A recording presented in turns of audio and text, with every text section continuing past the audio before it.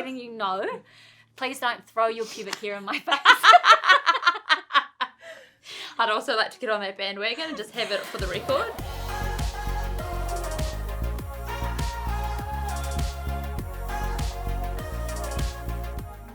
Welcome back, you guys, to The Human Experience. Today I have a very special guest with us here, and because Morgan is so unique, I guess, in her career, I'm going to do something a little bit different today, and I'm going to pass it over to Morgan to tell us about who she is, what she does, and yeah, the floor is yours, my darling. Thank you. Kia ora. So I am Morgan, and I am a sexological bodyworker in training. So I'm not fully qualified yet, so I'm just learning the ropes. And I guess the easiest way to describe it is that a sex therapist is working with the mind, but I am allowed to work with the mind and the body. So I can do one-way touch, and that is including the genitals as well, which can be quite confronting and has definitely taken me out of my comfort zone. Wow. With learning. And so it's about incorporating the body and mind and honoring the body wisdom that the cellular memory holds. That's cool. So one-way touch, can you tell me more about what that, because I imagine our viewers will have the same question or wondering. Tell us a bit more about that. Yeah, so I guess people could come to me for a raft of reasons. One could be genital mapping, so they may not know much about their anatomy in their genitals, so that means that I can touch their genitals and teach them what the names are, what the places do, the structure usually involves a mirror. Yeah, cool. And it's an education piece. It's kind of fascinating to think that we all have these bodies, and there's so much, and I'm speaking in a generalization terms, that we don't know about our own body, yet it's our home for our entire life. Yeah, that's right. It's so interesting. Are you ready? Yes. We're ready to dive in to sex. My favorite. Quite a few people's favorite. Okay. I am a female and my sex drive is higher than my partner. How can I manage or handle this without feeling rejected and being shut down? A mismatch in sexual desire is really common, and it's something that we quite often don't discuss when in the early stages of dating, which it really does come back to communication, because when we do meet somebody at the start, there's endorphins and there's pheromones flying around and all sorts of good stuff that make us want to have sex more often and be touched, and then once that all sort of dies off within a year, you get to the crux of things, and the libido can shift and there can be a mismatch, but you do know your own state of arousal before you even start delving into it with somebody else. So it is a great time to have that chat, early stages of what you think you're into, and just the question of how often do you sort of like to have sex? Like, what's the ideal amount a week? Is quite an easy way to start that conversation. So what happens if it's like, if they say, well, if they have the courage to say, oh, I don't really have that high of a sex drive, and I don't, maybe it's like, I don't know, once a week. And then the other person's like, oh my God, like I really like to have sex every night. So how do you manage that in a relationship? Yeah, well, there are ways to boost arousal. There are ways, hormonal treatments, natural hormone supplements like maca root, which I really recommend for females. Definitely helps. But there are also exercises in cultivating your own sexual energy and increasing it. In terms of if there's somebody who has got a higher sex drive and they're wanting to bring it down or not feel rejected, like that question said, it's actually almost about self-soothing. So learning how to self-pleasure and really figuring out what your body needs and how to give yourself that. What is the best way to approach sex after the birth of a child, particularly if there wasn't a lot of sex or none during the pregnancy? slow down. Everything just has to be treated with such reverence and slow. And I would start not even on a touching level. I would start right from the start, like almost building that foundation again of eye gazing and trust. And the female's body will be different, and she needs to learn how to love it in this new way and accept it and kind of build that body confidence. And things may feel really different down there. And so it is about going slow and feeling safe enough to push pause and stop and trying different positions. And I think it's just about going slow. And I think there is a lot of pressure on women to get their bodies back, to be sexual after a big life event like that, or in reality, like really honor where you're at.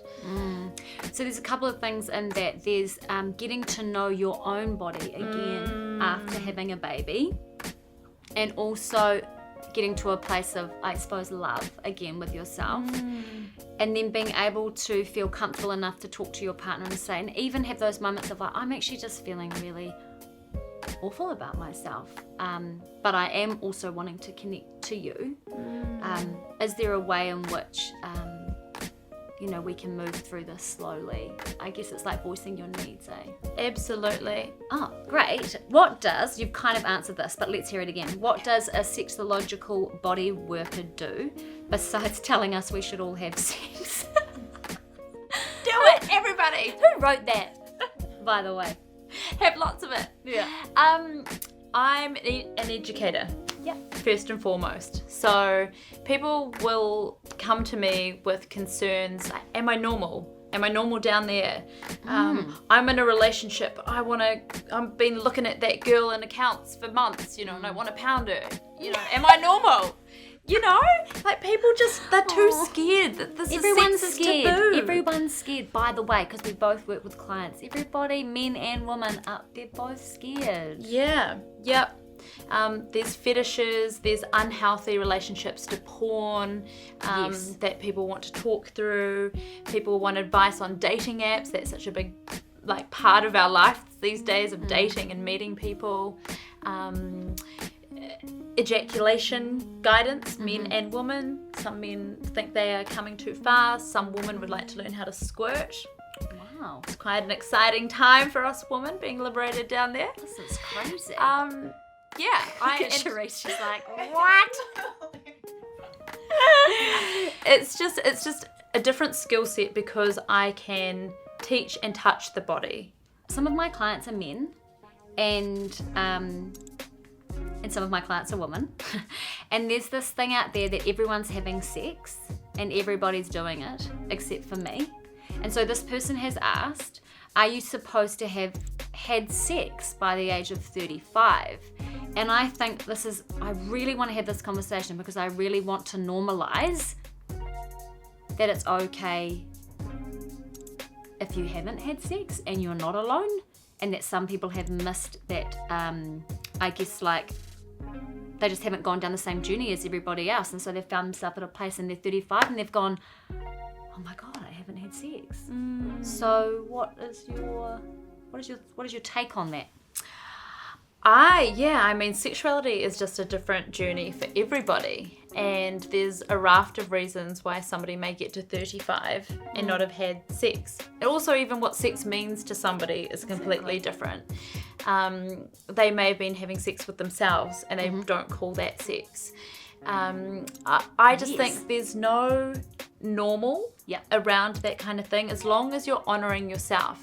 I mean, religion plays a massive part in these kind of things, family upbringings, and if you get to a certain age where there's shame and stigma attached, that's when somebody like me can be of great help. And doing it in a way, because some people have a real, like a no thing to sex work. Like, no, I'm not interested in going down that path in terms of losing their virginity at an older age.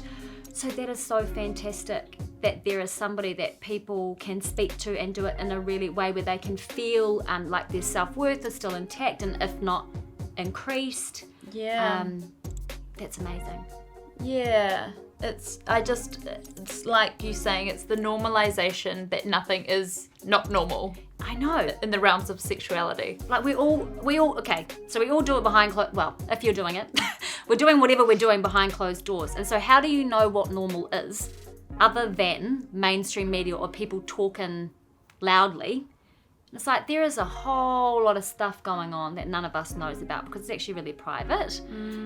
So I think you've got to be careful about assumptions that you make on other people. Maybe lots of people aren't having sex. Maybe there are a lot more people who are choosing to abstain or haven't had it yet. Yes, totally. How did you hear about or become interested in this line of work? And second part, where do you train to be a sexological bodyworker? I know, it's a mouthful. It's a mouthful. I have been searching for my soul purpose for a long time, and that's why I was in radio for 15 years, because I loved working with people, and I was allowed to be really wild in that, and I was naughty and rude, and I was talking about sex all day long. And bananas. She's got a thing with bananas. Okay, out me for my banana. I should have had one just here for you. That would have excited me a lot. It's probably best that wasn't here. Within that realm of radio, I always felt like something was missing, something I wasn't serving the world, I suppose.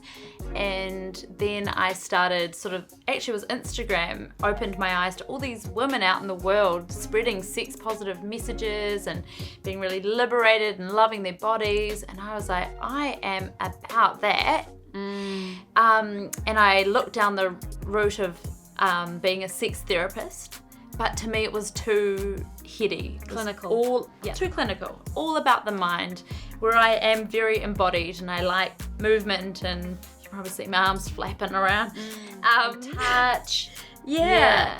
And I just thought there's something more, there's deeper, we need to go literally as deep as we can. Yeah. So I found out I did an embodied counselling course first. So that was psychotherapy with touch. Cool. And I loved that. And then I thought, it seems weird to isolate other parts of the body and not incorporate it all. Like we have to love the wholeness of us. And that's where the health is. How many sexual partners have you had?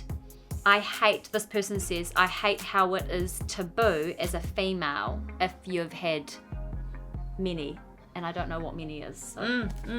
Okay, well, I appreciate the second part of the follow-up, because the thing is that I'm very comfortable with how many people I've slept with. And yet I'm not going to divulge that, because I think that perpetuates this slut-shaming society of numbers, and I don't even know why it's a thing. And I do think it's slut-shaming because men used to lie to say that they'd had more, and women would lie to say they'd had less. So we are setting a standard that women should have a lower than men, and that's it's just not right. And it doesn't matter. It doesn't matter. How do you think we should be approaching sexual education for the youth of today? Do we need growth in this area? I mean, I don't even know what they're teaching, but... Oh my God, this is something I'm so passionate about. Yes, we need so much more, and we need to start younger. And I think the education piece needs to start with self-worth and self-respect and self-pleasure, because it goes back to what we were saying about knowing how to pleasure yourself first. There's so much shame around that. Oh my gosh. I remember being shamed when I was 11 about that self-pleasure thing, and then just shut it down. Shut it down. Because it was like a made fun of thing. You just don't do that. Yeah. It's another one of those things where it's fine for the boys, not for the girls. And I think, when you get into the teenage realm, you've got hormones flying everywhere, and you're feeling horny, and you want to go and try things out, or things that you've heard about or seen, and you've got all this pent up energy. You feel like you need a release, and you haven't been taught that you can do that yourself. And so people are going out and putting themselves in unsafe positions, or seeking it externally in a non-loving way too. That's right. And because there is this almost like a movement of for women as well, a bit of empowerment of, you go out and do what you want. If that affects the younger too, doesn't it? Yeah. If they don't have that grounding of that self-worth and respect for themselves, then they will put themselves in compromising positions and do things that actually might not feel right for their bodies. Yeah. I really agree with that. Yeah. Like I actually can define the moment that I felt ready to actually have sex with somebody, and it was 5 years later than when I started. In terms of me feeling comfortable within myself, confident within myself to a degree. Yes. But I just think because of all the things that you're describing now, like all those feelings coming up and the shame that I put on myself, that I did it in a different way, which was detrimental to me. But yes, it is. It's so damaging. And that's why it is a personal journey. But we need to take away the stigma and the taboo around stuff. And our sexual education in schools is really limited. And there's only a really little amount that has to be done. So then it depends on the type of school. If it's religious, I mean, you're lucky to get anything. You won't get proper birth control education. And then it also depends on the teacher as well. So, it's very limited, and it needs to be better. How do I know if a girl is into me sexually? Do I initiate and risk rejection or offense, or do I wait for her to initiate? Because then it's clear. Very good question. And I think it's come from obviously quite a respectful person, because he's not just out there bolshing into a woman and obviously likes a bit of maybe enthusiastic consent. He really wants to make sure somebody is into him, which I think is amazing. And I think women really appreciate you going in for the kill. If you genuinely are into somebody and you approach them and give them honest, clear communication, like anybody's going to be flattered, and as long as you're not attached to the outcome and you go in with an open heart, like it cannot go wrong. All right, one for the parentals. I have had 2 kids and my sex drive has dramatically decreased since having children. Will it ever come back? Is there anything I can do to help this? I think if you want it back, you can definitely get it back. I think the body's an amazing thing, and we adapt and change, and I think it can be better than what it's been. It's almost like you've got a whole new playground. It can operate differently. Yeah, I think it's just about cultivating the love for yourself again, and if you've given your breasts for breastfeeding, about like a reclamation of them as a sexual part of your body as well. That's a really important piece. It is a good opportunity to start again and say, hey, I'd like to try something different, or let's change it up. Yeah. And within that, because earlier we talked about housework or like feeling tired or feeling drained, do you think that there's an element of surrendering? As in like getting to a place, working on surrendering more. So like if the house is a tip, just be like, well, what might it look like if I just went stuff it and had sex with my partner on the floor? I love it. In the washing. I love it. And then we folded the washing afterwards. I think that's fantastic. Or start the foreplay while you're doing the dishes. Right, with a bit of like flicking and bum pinching and rubbing up against each other or flirting. You can incorporate all that. Get creative. Start it. Yeah. And maybe sex does look a bit different if you've got kids running around. It does, I imagine. You can schedule sex. Now, I know that sounds really unsexy. No, I know some people who do that. Yeah. So they have their allotted time because they're busy, and so they she's on the Real Housewives of Beverly Hills. Oh my god. She's a coach. Yeah. So she schedules sex with her husband, and the other girls just can't deal with it. But they just think it's crazy. But I imagine it's a reality for people. Well, there's some great benefits as well. Like, that you've dedicated that time. So you're looking forward to it. You can plan what you're going to do. You that day you might wear sexy kind of lingerie. Exciting. Building anticipation. Absolutely. You go, meet in a hotel. I mean, that's kind of expensive. But I mean, hey, you can. Yeah. Yeah. Yeah. I'm getting inspired. Schedule it in. Alrighty, we're scheduling from now on, Sean.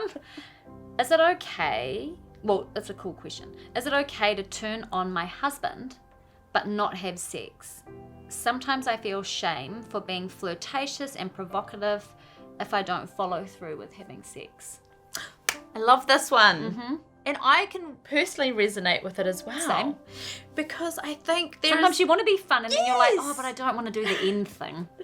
You just want to tease and you want to Yeah. have a little pash that doesn't lead to anything. I think it can be difficult for penis owners because they can get aroused. What do you mean? I'm ready to go. Yes, but that's because as a society, God. we haven't been taught. You all right back there, Matt? What do you mean, penis owner? Okay. Sorry. As a society, We have not been taught to hold sexual energy comfortably. right, it We goes feel out. like we need a release. Right.